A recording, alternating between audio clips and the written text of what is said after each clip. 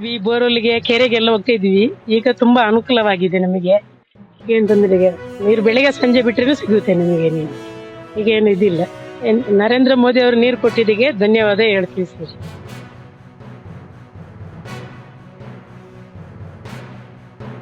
ನೀರಿಗೆಲ್ಲ ತುಂಬಾ ತೊಂದರೆ ಆಗ್ತಿತ್ತು. ದೂರ ದೂರಿಂದೆಲ್ಲ ತರ್ತಿದ್ದು, ಮತ್ತೆ ಅಕ್ಕಪಕ್ಕದ ಬಾವಿ ಇದ್ರೆ ಅದರಲ್ಲಿ ಕೇಳ್ಕೊಂಡು ಬರ್ತಿದ್ದು. ಈಗ ನೀರಿಗೆ ಏನು ತೊಂದರೆ ಇಲ್ಲ. ನೀರು ಸಂಜೆ ಬೆಳಿಗ್ಗೆ ಬಿಡ್ತಾರೆ. ನೀರಿಗೆ ಏನು ತೊಂದರೆ ಇಲ್ಲ. ಈಗ ಕೇಂದ್ರ ಸರ್ಕಾರಕ್ಕೆ ನರೇಂದ್ರ ಮೋದಿಗೆ ಧನ್ಯವಾದಗಳು.